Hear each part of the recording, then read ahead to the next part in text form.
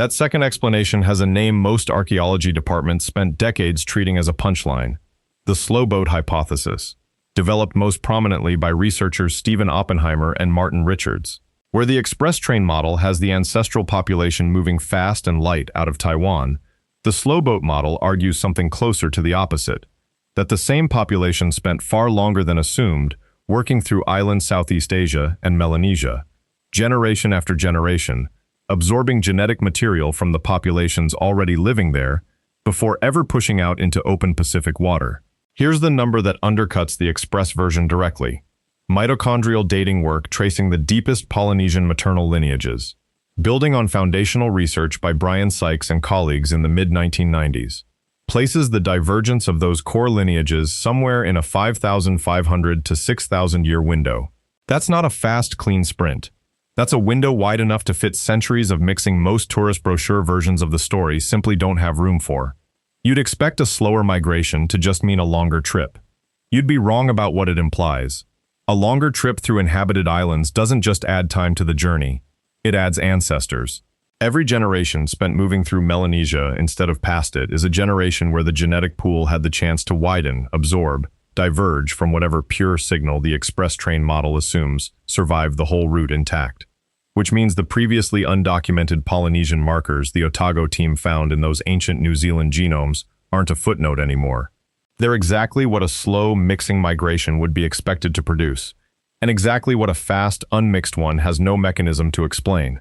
The anomaly stops looking like noise. It starts looking like signal.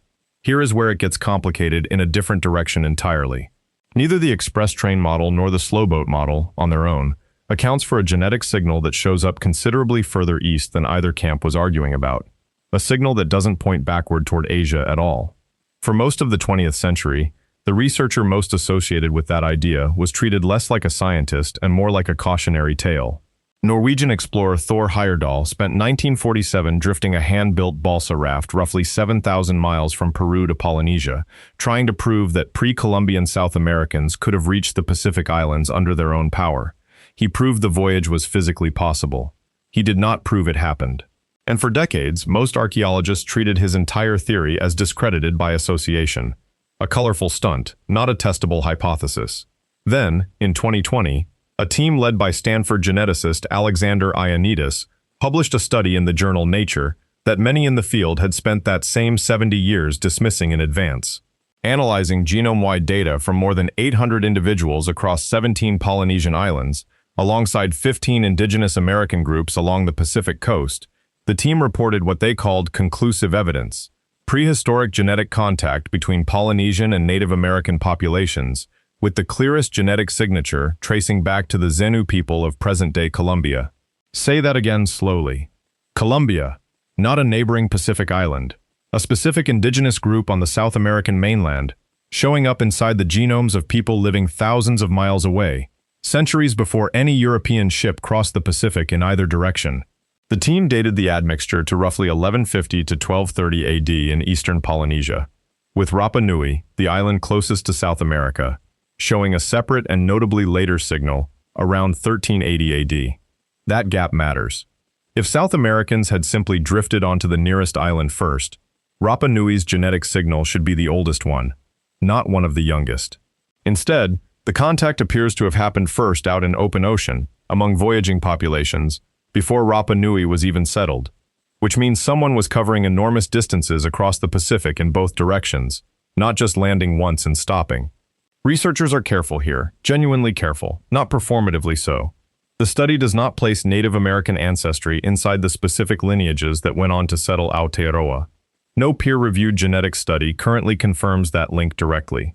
What it confirms is something almost as unsettling in a quieter way: the wider ancestral Polynesian gene pool.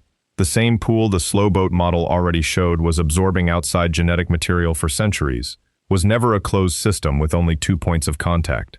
It had a third direction nobody was checking, fragmented, contested, confirmed anyway. Imagine standing on the deck of a double-hulled canoe somewhere in open Pacific water, weeks from the nearest coastline in any direction. No compass, no sextant. Navigation by star paths memorized across generations, by the pattern swells make when they bend around an island still below the horizon.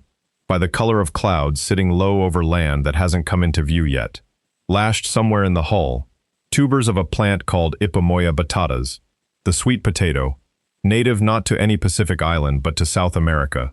A 2018 study tracing the crop's wild ancestor lineage estimated its Pacific presence predates European contact by centuries, a timeline that lines up with, rather than contradicts, Ioannidis's admixture dates. Whoever carried that plant across that much open ocean wasn't drifting. They were navigating towards something they already knew was there, or navigating home from it. That's not folklore. That's a genome and a crop lineage independently pointing at the same window of time. Here is where the story stops being about the ocean at all.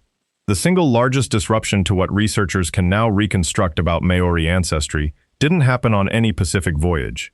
It happened in New Zealand itself, starting after 1840. Research published in the New Zealand Science Review, led by researchers including Hisham Ediner and Paul Dunn, drawing on earlier mitochondrial work by White and colleagues, and Y chromosome research by Underhill and colleagues, found something that rarely makes it into a Your Ancestry Results summary. In modern Maori study populations, roughly 15% of mitochondrial DNA lineages, the maternal line, were of European origin. On the paternal side, tracked through the Y chromosome, that figure jumped to approximately 50%. Sit with that gap for a second. 15% on one side, 50% on the other. That's not a rounding error, and it's not random noise in the data. It's a signature with a direction to it, the kind population geneticists describe as gender-biased admixture. A pattern consistent with colonial-era unions disproportionately involving European men and Maori women, embedded permanently into the population's genetic record, generation after generation, whether anyone chose to think of it as history or not. One woman, one man, 1,000 times over. That's how a nation's genome quietly changes shape without anyone announcing it happened. So when a genetic ancestry test hands someone a tidy percentage and calls it Maori ancestry, what event is that number actually measuring? The voyage that ended 800 years ago, or the century that came after it, the one with the least romantic story attached and the least incentive for anyone to publicize the math? There's a version of this that a descendant sitting with their own test results has almost certainly felt without having the citations for it. The number on the page doesn't match the story in the family, and neither one is wrong exactly. They're measuring different centuries. None of this resolves into a single clean lineage, and researchers studying it aren't pretending otherwise. What it resolves into instead is a layered record, a Taiwan-rooted maternal signature, centuries of Melanesian admixture the slowboat model predicted before anyone could prove it, a contested and startlingly specific genetic handshake with a Colombian population that shouldn't have been reachable at all, and a colonial-era rewrite embedded so deeply into the modern population that the ancestry question changes meaning depending on which century you're asking about. Every population's origin story gets compressed into one sentence for convenience: a single migration, a single point of origin, a single percentage on a page. Maori genetic history simply happens to have kept the receipts for every layer that sentence leaves out. And in Aotearoa specifically, this isn't only an academic argument. Genetic ancestry data intersects directly with legal recognition, land claims, and iwi identity, meaning every revision to this record isn't just a correction in a journal, it's a revision with consequences for who gets counted, and by what threshold.